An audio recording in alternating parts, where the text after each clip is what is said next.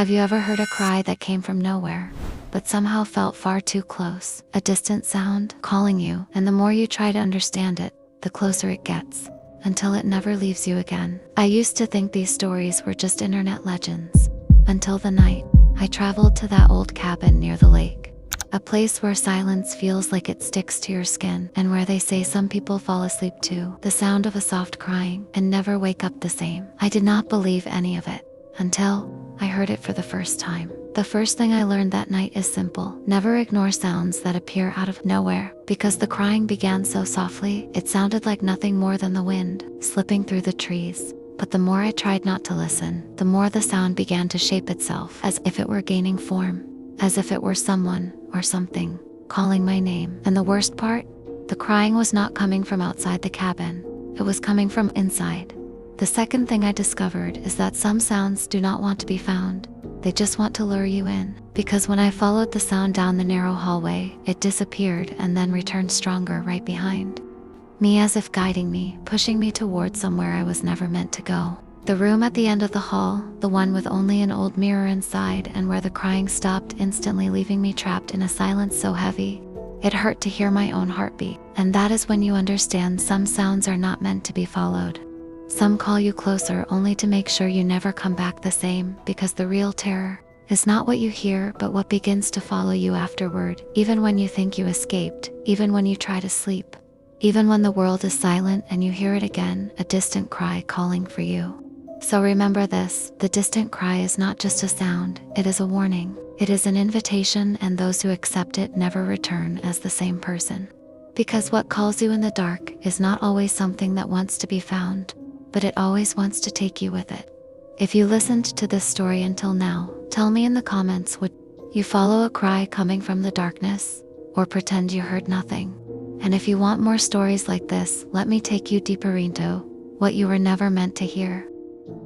I always thought that silence was safe, that the absence of sound meant the absence of danger, but I was wrong, because silence is only the space where the things you should never hear begin to breathe and shape themselves, waiting for the moment you are tired, vulnerable, and ready to listen. And that night inside that lonely cabin, I finally understood why some people fear quiet places more than the loudest storms. I lay on that old wooden bed, trying to convince myself that everything I had heard earlier was just my mind twisting the wind into something else, but the air felt thick, almost heavy, like the room itself was leaning toward me, listening, waiting, feeding on my doubts. I wanted to sleep, but rest refused to come, as if sleep itself was afraid of what might happen if I closed my eyes fully and let go. The darkness pressed against the cabin walls with a strange weight, almost physical, and I could feel it settling on my skin like a cold breath. Every shadow seemed to still, every corner too deep, and every creak of the wood felt like a step taken by something that did not belong there, the kind of presence that does not move like a living person, but spreads like a thought that someone whispered into the back of your mind when you were not paying attention. I kept hearing it, the faint echo of something that was not quite a cry, but not quite a voice either. It sounded distant, and yet somehow under the floorboards at the same time, like the walls were repeating it to each other, carrying it from room to room, until it reached me, soft and trembling. The kind of sound your brain tries to ignore because it makes no sense, but your heart listens anyway and beats harder, because it recognizes fear before your thoughts can. The cabin was supposed to be safe, a quiet place to escape the noise of everything and everyone. But isolation changes when you realize you are not alone. It twists the air into something uncertain, something that watches from places your eyes do not want to look too long. I felt it in the stillness that stretched across the ceiling, in the cold that crawled up from the floor, and in the dim flicker of the candle that refused to stay steady, as if the flame itself was trying to warn me. The crying returned, softer than before, almost whisper-like, and I knew it was not the wind anymore. The sound carried a shape, a weight, a meaning that sank into my chest, like a stone dropping through water. It felt like something calling someone, but not me. Not at first, and then slowly it shifted its tone, stretching my name through the darkness as if testing how it tasted in the air, and When I heard it, I felt something inside me twist like a rope tightening. I sat up, unable to lie there any longer. The boards below me groaned softly, not like wood but like breath exhaled from something sleeping under the floor, and waking slowly because of my movement, I tried to steady my breathing, tried to convince myself that I was imagining everything, but the sound of my name echoed again, faint trembling, carrying the weight of something old and patient, something that had been waiting long before I ever stepped inside that place. I looked toward the doorway, the hall beyond swallowed in darkness, thicker than it had any right to be, and I felt that familiar pull, the quiet invitation that tries to convince you that stepping toward it will answer your fear instead of deepening it. I told myself to stay put, to wait for morning, but the crying grew heavier, pressing into the silence like fingers tapping on glass, and every tap felt closer than the last, until the cabin no longer felt like a structure around me but a throat swallowing me in slow, careful gulps. I stood up because something in the dark wanted me to, because some part of me already believed that resisting made no difference. I took one step, then another, and the air grew colder. The floor beneath my feet felt uneven, like walking across something that moved when you were not looking, and the crying faded not away but inward, as if sinking into the walls, into the spaces between each beam, settling deeper into the house, into me. I reached the doorway to the hallway, and everything inside me told me not to go further, but curiosity is a cruel thing, especially when shaped by fear, because fear wants answers even when answers only open deeper questions. I stared into that long, dark stretch of hallway, the single mirror at the far end barely visible through the gloom, reflecting faint distortions that did not match my stance or shape. And that is when I realized the truth. The crying had never been outside the cabin. It had never been behind me. It had never been beneath the floorboards. It had been coming from the mirror, calling, waiting, learning my name. And the moment I understood this, the candle behind me died, not with smoke, but with a breath. The darkness swallowed the room in an instant the moment the candle went out, and for a second I could not tell if my eyes were open or closed, because the blackness around me felt thick, like cloth pressed against my face. I stood frozen, listening to the silence, trying to understand if the breath that killed the flame had come from behind me or from the mirror ahead, and neither answer brought any comfort. The air felt heavier, colder, almost aware, as if the darkness itself were holding its breath, waiting for me to move. I whispered a question into the stillness, though I did not know why. Maybe to test if I was still real, maybe to hear something human in the suffocating quiet, but the sound of my own voice felt wrong, flat, swallowed too quickly by the hallway. And I realized the house was listening the way a person listens, with intention, leaning in to catch every vibration, every tremble, every weakness. The crying from before did not return, but the absence of it felt worse, like the silence was stretching, filling spaces where the sound had once been, hiding something behind it. My eyes slowly adjusted to the faint blue glow that seeped through the cracked window at the far end of the hallway, the same window that stood beside the mirror, and the more my vision sharpened, the more wrong everything looked. The hallway seemed longer than before, the mirror darker, the air colder, each breath leaving a faint mist in front of me, even though there was no reason for the temperature to drop inside the cabin. I stepped forward, not because I wanted to, but because standing still felt like an invitation for the darkness to come closer. Each step echoed strangely, too soft at first, then too sharp, as if the floorboards changed their weight under me.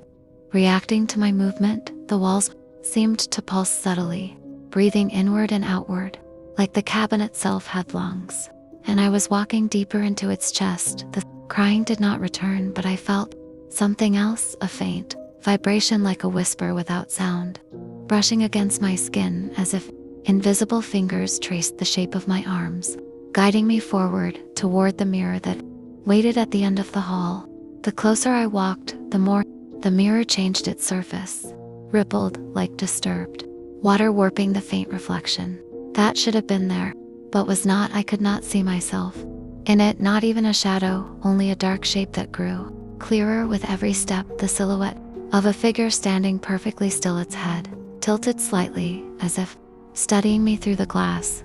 The shape did not move, but the longer I stared, the more I felt it, leaning forward, not in motion, but in presence, as if its awareness pressed through the surface, reaching toward me.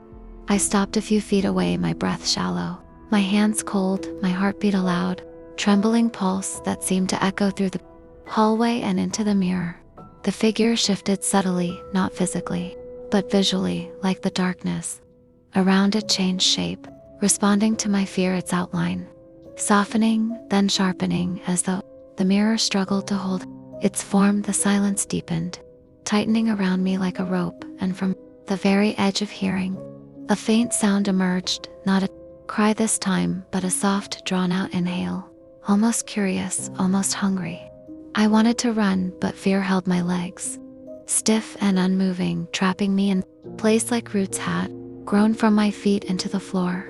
The mirror vibrated softly, the surface trembling, as if something on the other side pressed a hand against it, pushing, trying, testing the barrier between reflection and reality. The figure leaned closer, its face still hidden, but the weight of its gaze undeniable, a heavy, cold stare that sank into my skin and wrapped around my spine. I felt it pulling gently like a soft tug, urging me to step closer to the glass.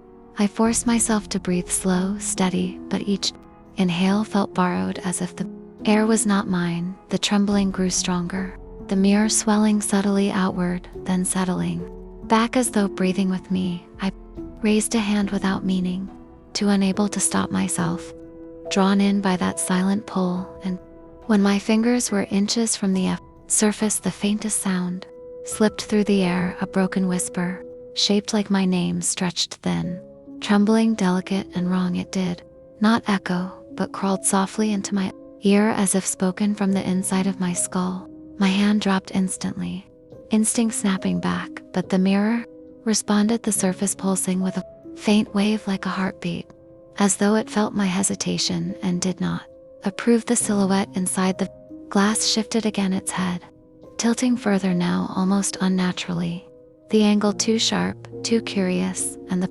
inhale I heard moments before turned into something slower, heavier, as if the thing behind the glass was savoring the fear bleeding off my skin, tasting it like air drawn through invisible teeth.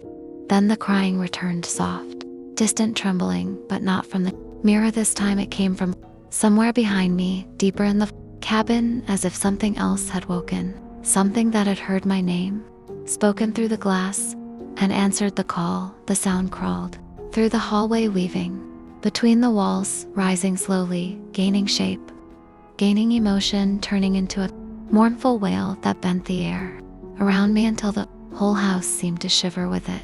And in the mirror, the silhouette finally began to move, not stepping, not walking, but unfolding, as though it had been waiting for the crying to return, waiting for the house to wake up, waiting for me to stand exactly where I was.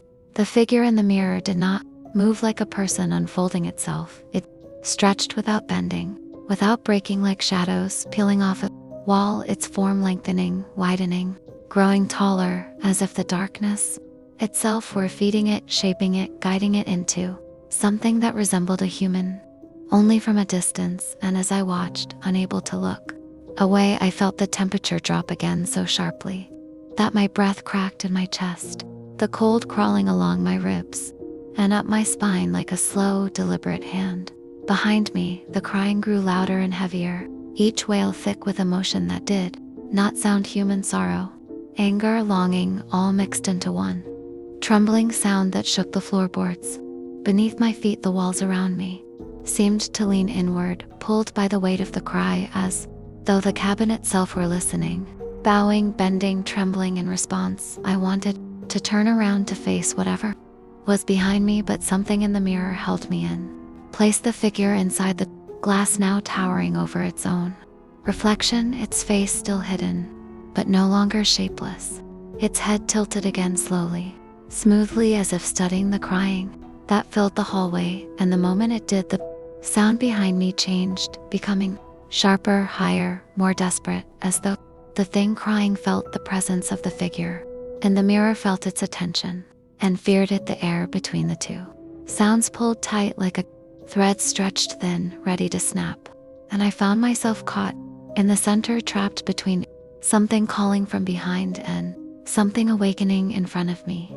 I stepped back without thinking, the instinctive recoil of someone realizing they are standing too close to something alive that should not be alive, but the floor beneath my heel shifted almost subtly, almost intentionally, making me stumble forward, instead pushing me closer to the mirror. The wood under my feet groaned in a way that sounded almost like a voice, a long, low, drawn-out note of warning or hunger, I could not tell which. And the surface of the mirror rippled in response to my movement, waves spreading outward like breath on cold water. I stared into the glass, searching for my own reflection, desperate to see even the faintest outline of myself, but there was nothing. No shape, no movement, no trace of me yet.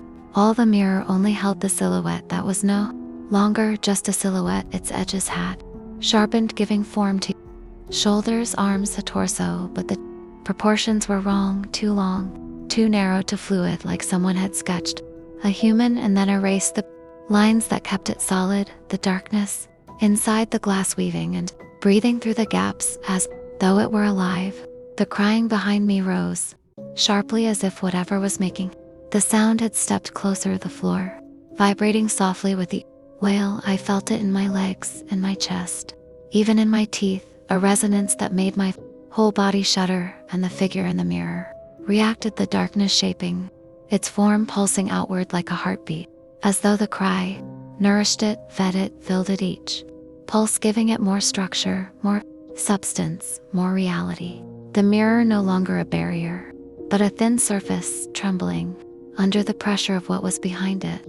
I forced myself to turn slightly, just enough to glimpse the hallway behind me, and what I saw made the breath stall in my lungs. The darkness at the far end of the corridor twisted slowly like smoke, bending and curling toward me as if drawn by the crying, the shadows peeling off the floor, the walls, the ceiling pulling themselves into a shape, something crawling on all fours in a way that did not match the rhythm of any living creature, its joints bending where no joints should exist, its limbs stretching too far, too thin, its head lowered as if following a scent.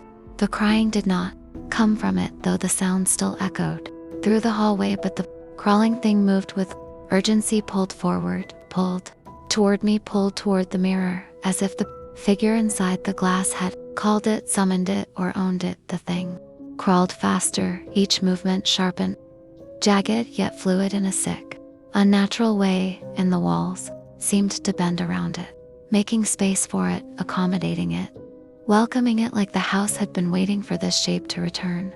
I stumbled backward toward the mirror, desperate to get away from the crawling thing, but the moment my back brushed the cold surface of the glass, I felt it breathe against me, a slow, cold exhale that seeped through my shirt and into my bones. I froze, the chill spreading through my body like ink through water, and the figure inside the mirror leaned in so close I could feel its presence pressing through the surface, its face still hidden, its form still shifting, but its attention locked entirely on me.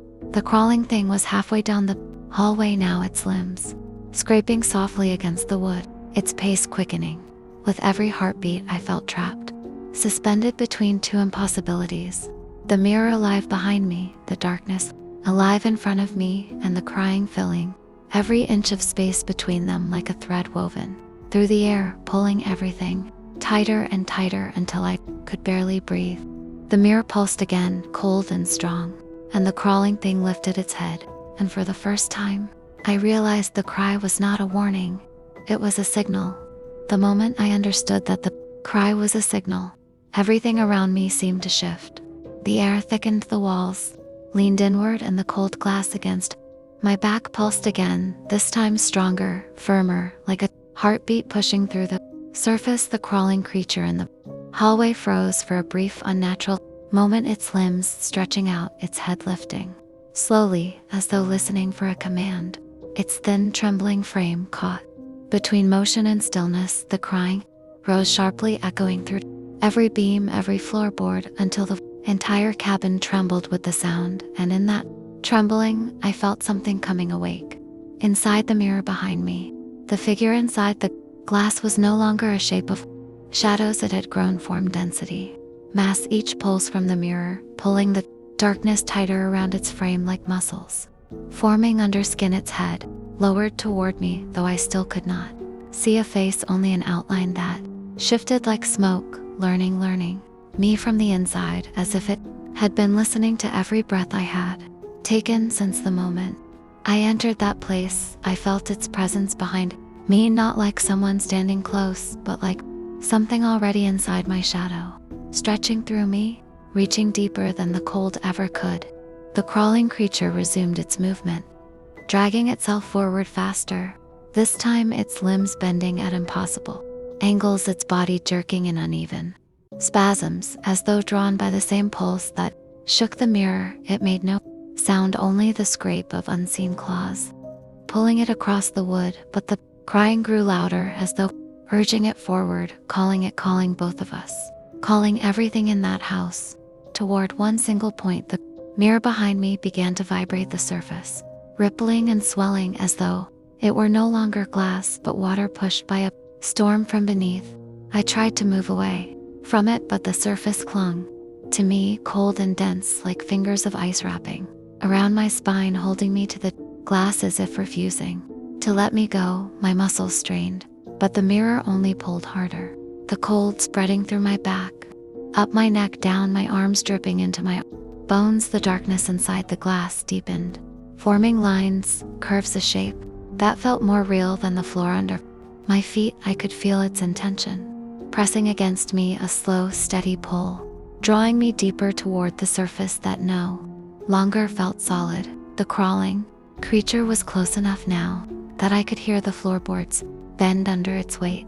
Even though the thing looked far too thin to carry such heaviness, its movements were frantic, yet guided, as if the cry commanded every step, every twitch, every twisted reach of its limbs. It stopped just a few feet away, its body lowering, its head tilting in the same strange angle as the figure in the mirror. As if both were connected by an invisible thread, the crying shifted from a wail to a soft hum, vibrating through the cabin, through me, through the mirror.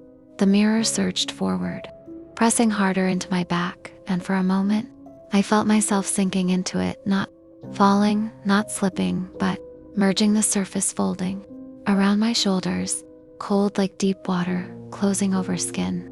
The figure inside leaned closer, towering over me, its presence heavy and suffocating, the darkness shaping its arms, stretching toward my reflection, except there was no reflection. No image of me, only the figure and its growing hunger. The crying grew softer, almost tender now, like a lullaby meant to soothe someone into surrender, and I felt my will slipping, swallowed by the cold and the sound. The crawling creature rose slowly onto its hind limbs, its spine cracking without sound, its height stretching far beyond what its thin body should allow, and its face lifted toward mine, though no features marked it, only a smooth, shifting surface of darkness, as if the creature were waiting for me to choose the mirror or the hallway, for me to decide which side of the cry I belonged to. The humming vibrated under my skin, pulling me into a heavy daze, and the mirror pressed again, this time stronger, the surface opening slightly like a mouth inhaling. I felt the darkness curling around my legs, pulling, drawing, absorbing, like fingers of shadow wrapping in spirals around my body, pulling me deeper, pulling me into the mirror. The crawling creature began to mimic the movement, its limbs curling inward, its body folding in slow reverence, as if bowing to the mirror, to the figure, to the cry that bound all of us together. The crying grew faint, almost distant, like it was coming from another world, a world behind the glass, a world the mirror wanted me to enter. I tried to fight, but the cold was too strong, the pull too deep. The whisper of my name brushed against the back of my mind again, stretched thin but unmistakable, and it came from inside the mirror, not from behind me, not from the hallway, not from the creature. The whisper grew louder as the surface of the mirror enveloped my Shoulders, my chest, my throat a cold, pressure rising like water filling my lungs without drowning me, pulling me through, pulling me in, pulling me out of myself. The last thing I saw before the darkness swallowed everything was the crawling creature lowering its head in a slow trembling bow, and the figure in the mirror opening its arms wide as if welcoming me home, and the crying fading into a soft, distant echo that followed me into the glass, into the dark, into the place no one returns from, the place you drift into and never escape.